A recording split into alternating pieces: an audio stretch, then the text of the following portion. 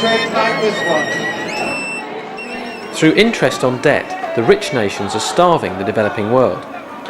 Jubilee 2000 is a coalition of mainly Christian groups that believe that far too high a price has already been paid. What do we want now? What do we want? Cancel debt! What do we want now? What do we want? Cancel debt! When do we want it? Now! They want the debt of the poorest nations cancelled by the year 2000.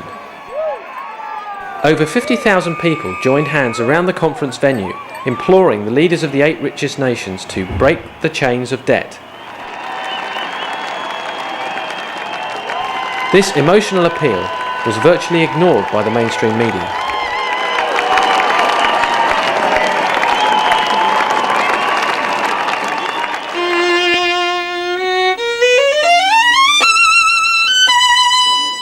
Jakob von Uexkull is a former Green member of the European Parliament.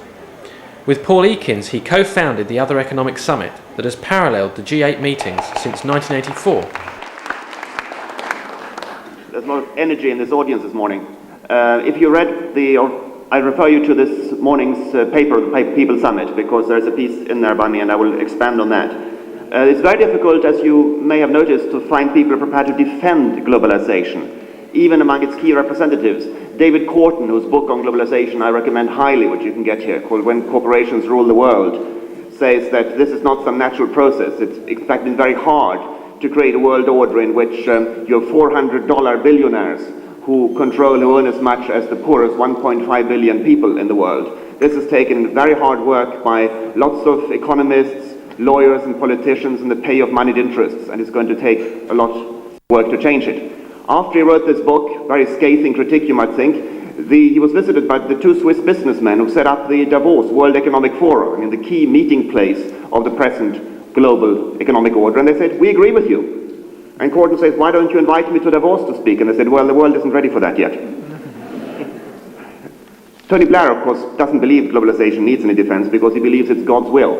If you saw the interview in The Guardian yesterday, he said, it is upon us, a very clear biblical expression.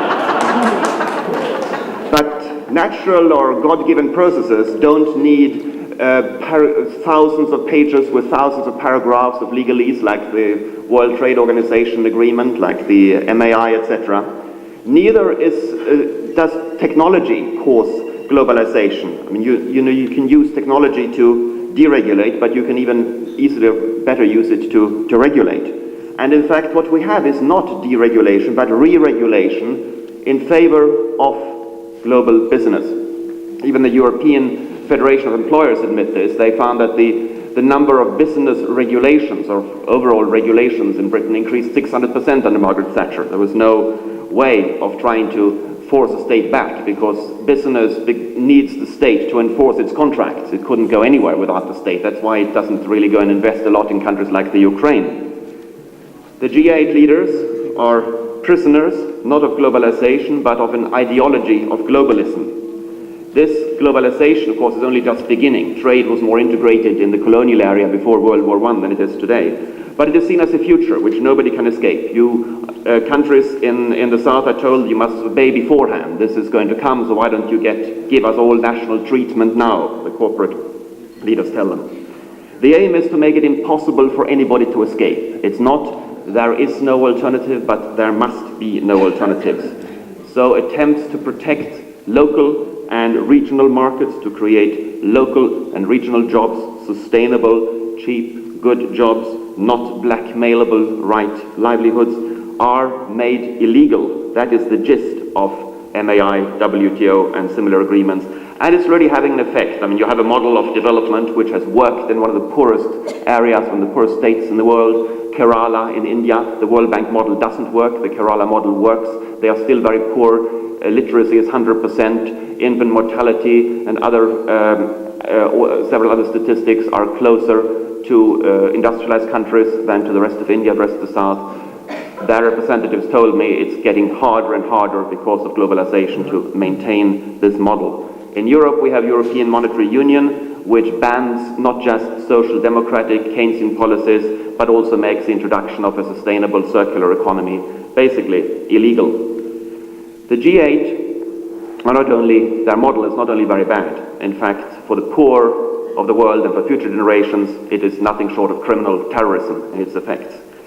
But it's also an impossible model. It's unworkable, even when you project it, say, 10 or at most 20 years into the future, because it's based on never-ending growth, financed by never-ending consumer debt. The International Herald Tribune recently wrote that the biggest problem in the Western economies is the level of consumer debt, but an even bigger danger is that this debt stops growing. Best example, of course, is the total panic of these people now about the fact that the Japanese, having become very rich, have decided that they are wealthy enough, that they prefer to save rather than spending. They are attacked for not being ruthless enough, for not firing people enough, for, and again a verbatim quote from the Herald Tribune, not being prepared to snuff out the hopes of the kindly old ladies who run ride shops and futon stores. Why must they snuff out their hopes? To become more prosperous. The whole point is they think they're prosperous enough. Of course, Blair also yesterday said you must mobilize everything in order to make people more competitive so they can become more prosperous. He obviously sees no limit why the marginal increase in goods is no longer worth the social and environmental costs of growth. But the problem now is that these costs, the social and environmental bads, are now rising faster than the increase in economic goods. And in fact, in many areas, the damage has become irreparable. It's fashionable to say among the so-called experts that the limits to growth report of the Club of Rome 25 years ago got it wrong. In fact, in several areas, they didn't get it right. They underestimated what's happened. Soil erosion has grown 6 times faster than the Club of Rome predicted in that report. So it's crucial to understand that the values which the market society demands of us, these competitive, selfish values of people totally untied by any ties, are totally and diametrically opposed and in conflict with the values of society and good citizenship, values of cooperation, unselfishness, rootedness, etc. in your society. You cannot have both. And globalization is not new. It is the climax of a centuries-old process, conflict, the struggle between private greed and the commons, the collective and community values, might even say, of civilization. What is new is that it's global. And Herman Daly, the American green and ethical economist, has pointed out that globalization is the last attempt to escape the natural limits to growth. George Soros says, problem is that market values have taken over areas of society where they don't belong, and therefore today he says the threat is no longer the communist threat but the capitalist threat. Hazel Henderson, American green futurist and economist, says the present policies are the policies of the last hooray before everything collapses around them. And I think we need at least as one scenario to be prepared for this collapse and not miss the boat like many of our friends, the dissidents in the Soviet Union, did in Moscow in '89, didn't realize how fast things would happen. We need, as James Robertson has said, to bring the global economy to a soft landing before it crashes. We need to move from a critique of the present and our vision of the future to practical national and international transitional policies on how to get from here to there. We need to appeal globally. As Robert Mugabe said, formulate ideas which flow into people's minds as easily as the wind flows through the trees. This is not going to be easy, but we must always remember the alternative, i.e. the continuation, business as usual, is impossible. Today the papers reported that last night the IMF representatives left Indonesia in a chartered plane. I think that's very symbolic. But what if the Indonesian opposition decides to call us here now as the largest gathering of the new economics movement of global civil society and asks for advice on what to do? This is not a new colonialism. It's not alternative globalization. It is simply taking responsibility instead of just saying, well, we told you so. Indonesia is victim of an evil government, but it's sustained by governments, has been sustained by governments elected by us, ruled by an ideology imposed by governments in our name, governments elected by us. Somalia, Bosnia, Rwanda are examples of what has happened in the past. In all these cases, there were structural adjustments going on beforehand in these countries, which in Somalia, for example, cut the percentage of children were able to go to school drastically. So it wasn't surprising what happened. Same thing happened in Yugoslavia. It wasn't a mysterious case of people just starting to fight. Society was being destroyed by the World Bank and the IMF in the decade before the collapse of Yugoslavia. In Rwanda, in the 5 years before the collapse, income per capita fell 40%. Today, we have this situation in other countries too. Tony Blair was asked yesterday again whether he had any critique of the IMF action in Indonesia, etc. He said no, he had no such critique, which is interesting because even the chief economist of the World Bank has been very critical. So we now have a prime minister who is to the right of the chief economist of the World Bank. I think we need to show responsibility for the victims. That is why we are here. If we fail, we are not going to be faced with, as I said, business as usual, but the danger of an economic collapse, which will come even before the environmental collapse, which will cause Russian and Indonesian conditions all over the world, including here. Thank you.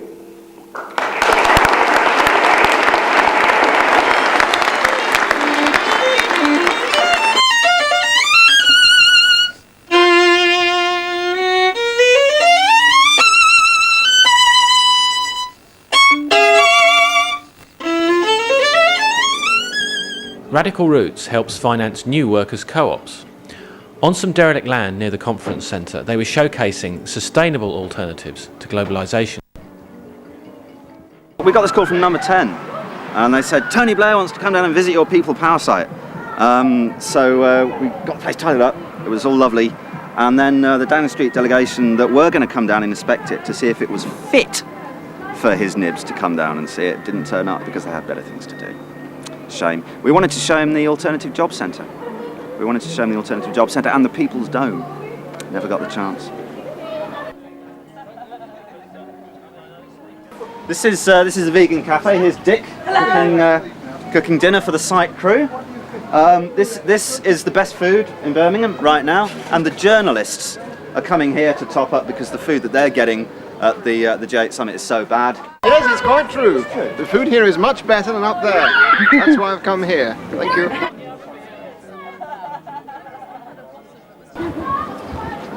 This all looks very technical. What are you doing here? Well, we're the Groovy Movie Picture House, the world's first solar-powered cinema. Solar-powered cinema? Don't you have to wait till it's dark? Well, there you see, we charge up using the panels on top of the vehicle, and we charge into a large battery bank in the rear of the vehicle. And when it gets dark, we can draw on the large battery bank to power the cinema. Just how large is your battery bank? Our battery bank is 1,000 amp hours. That's pretty large. Radical Roots showed that people power is not just a cliche. Given primary resources such as land, timber and water, we can create and manage our own spaces.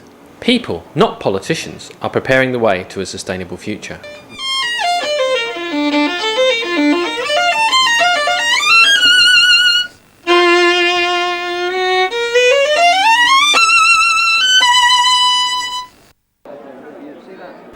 Vandana Shiva is an ecologist, physicist and author.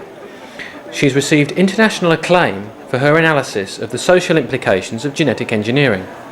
As director of the Research Foundation for Science, Technology and Natural Resource Policy in New Delhi, India, Vandana has been comparing public perception in the West with the reality in the developing world. This talk in May 1998 took place as news was coming in from Jakarta that the West's favourite tiger economy had been overthrown.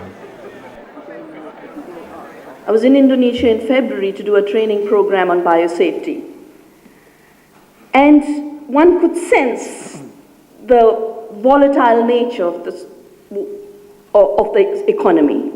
One could see that any time, the tremendous show of wealth in the supermarkets, the very artificial support to a consumerism that didn't belong there, Pierre Cardin, I don't even know the labels, but any name, any brand in the world selling in the supermarkets, Nike shoes, Reebok shoes. And I was walking through those corridors and had a feeling that how long can people be pushed to have no food before they're going to tear these things down? I think what Jakob mentioned about sustainability of maintaining limits, the fact that there are limits to how far you can push nature, there are limits to how far you can push inequality, there are limits to how much you can deprive people before having situations that run totally out of control, I think is the signal we are getting from Indonesia. And from India, I just think of the society I'm part of. It's a society which created the word ahimsa, non-violence. It's a society in which every religion that has been born on that land has non-violence to all beings on life as its anchor. The rest of philosophy is based on compassion and non-violence. Everything else flows out of that. How can a society governed today by a party that claims to represent that heritage suddenly be celebrating the violence, and 99% of India that is vocal and visible is part of that euphoria? I believe it is the euphoria we're seeing in India is linked to the deep insecurities and fears that have been generated in the society as a result of globalization. And then, once your inner security goes, then a small firework somewhere gets you all excited. And that's exactly what, for the people of India, Pokhran was. A fireworks that somehow shows we are smart, we are strong, we are big. Precisely because the people are being beaten in their daily lives. Farmers of India, and it's a society that has had farmers for 50 centuries. Our farmers are not farmers of yesterday. Some of those lands have been farmed for 30, 40 centuries and can still produce food. And yet, since globalization, when the World Bank literally forced us to open up our seed sector to Cargill and Sanders and Sibagayagi, the companies are just pushing the seeds, giving credit to the peasants, selling pesticides because the same companies make the agrochemicals as the seeds. And we have had, in the last few months, 600 suicides of farmers. Now, I've traveled at the same time in other parts of India, where we had a little bit of extra rain because of climate change. Farmers who are not locked into this global integration with markets had 20% failure of the crop. They didn't have a wiping out of the crop. That was one thing. But the second was, they had this trust. They had this trust in the future that next year we'll be fine again. And I was in Orissa, in a village on the day of Lakshmi Puja, which is the day they worship the goddess of wealth as rice. They harvest the rice and bring the rice in, and she is the goddess of wealth, the rice. And they have these beautiful ceremonies, and my toes are still pink with the altar they put to celebrate. And they had lost 20% of their crop, but they were still celebrating. They were not committing suicide. And yet in the regions where hybrid cotton seeds had been sold by the global corporations, where pesticides had been pushed down the throats of farmers, half-acre, one-acre farmers burdened under debts of 75,000 rupees, 80,000 rupees, that they cannot see paying back in the next 20 years. That is what is killing India. And when you're marginalizing societies that much, I believe you get the kind of macho response that we saw in Rwanda, that we saw in Yugoslavia, where if nothing else is under your control, at least you have the ability to kill your neighbor. And I think we should see these signals of violence in societies, between people, between cultures, between religions, between ethnic groups, between races, as a fallout of this other bigger disaster that is much worse than any nuclear explosion, and that's globalization. I don't know how many of you had time to read the Wall Street Journal. It has absolutely sent me into deeper shock. I'm used to shocks. I'm sort of grown accustomed to shocks. But if you thought Monsanto's monopolies were big enough, and you thought Cargill controlling 60% of the world grain trade was huge enough, guess what the news is today? Monsanto and Cargill will work together to control the food system. And in the last week, Monsanto bought up Delta and Pineland, which has released this new technology which in the workshop next door is being discussed. It's called the Terminator technology. It's using the brilliance of science exactly as it was used in nuclear power. the brilliance of science to destroy forever, to terminate evolution. And I think it is now time that we switch gears to think differently about the world. And I do think it will be from the fringes. And that's why I find occasions like this so important, and I kill myself to be there no matter how much work there is at home. Because I do think it's from the fringes that we will build a society that either before the destruction of globalization is complete or after its ruins force us to, that we will build alternative structures, we will have to build them. And that is the reason doing every small action today, whether it is a local economic transaction system, a lead system, or a small seed bank, or a local food grain bank, or a consumer producer network, that each of these, at least, even if they do not displace the big systems today, at least they provide the human community memory of how to survive. And I think maintaining that memory of how to have seed, how to grow it, how to have food, how to have your communities, how to be able to look after each other, that if we can keep that memory alive, we will have transcended. We will basically have an option for the future. And that to me is the real search for freedom in a time where globalization to me is the second colonialism. It's nothing less than that. I call it the second coming of Columbus. And in every way it's that, because just like Columbus went to North America, and Vasco da Gama arrived 500 years this month, and we are having a big 500 years event in India later at the end of the month. And they talked about every land where they arrived as empty lands. Now they're taking it one step further and saying every life form which doesn't have a stamp of a corporation that's owned by the North, that it's an empty life. Basmati didn't exist till Rice Tech patented it. Pepper, the pepper for which all your people set sail to India and Columbus went in the wrong direction.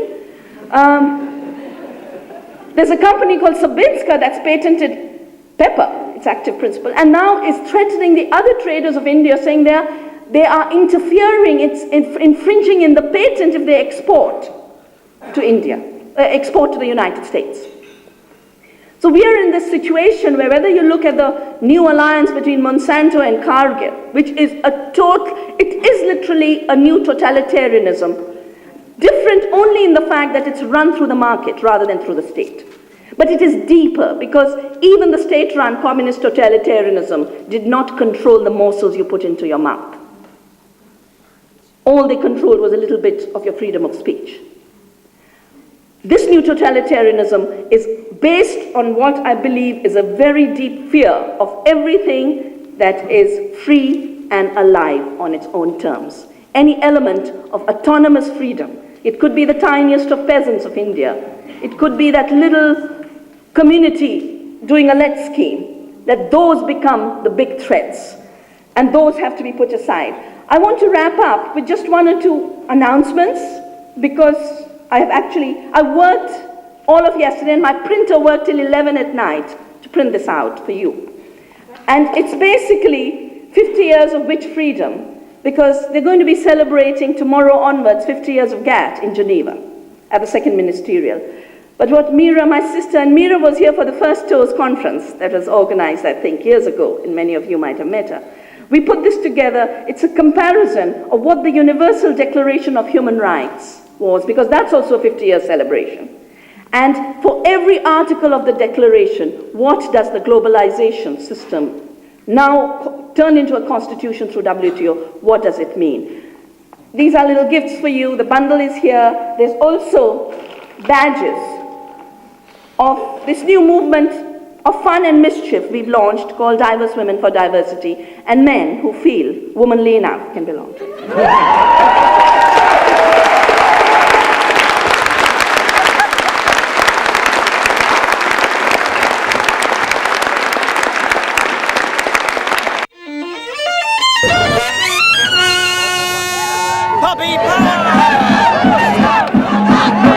As a focus for resistance to car culture, and the laws that attempt to shield it, Reclaim the Streets organised street parties in cities across the world to coincide with the G8 summit.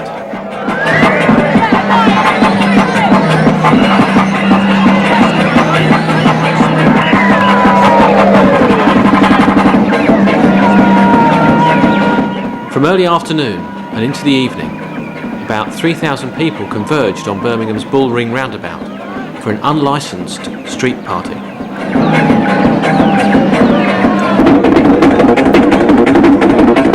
Excuse me, can you tell me how we're supposed to leave the area, please? You're letting people in, but not out.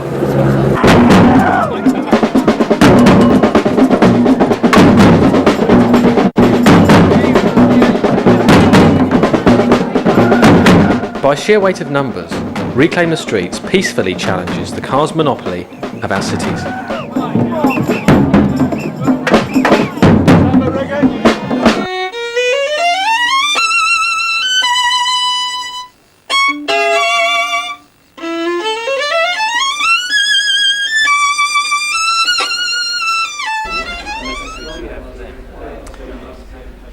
Drop your pessimism immediately and become active. And the quid pro quo for that is drop your optimism too, because that's going to cloud your judgment. If you're going to be a realist, you're going to decide what has to be done and you're going to make it happen, regardless of how everybody else paints their future as rosy or desperate or impossible. Get inside a plan that works and work to make it happen. That's all that counts.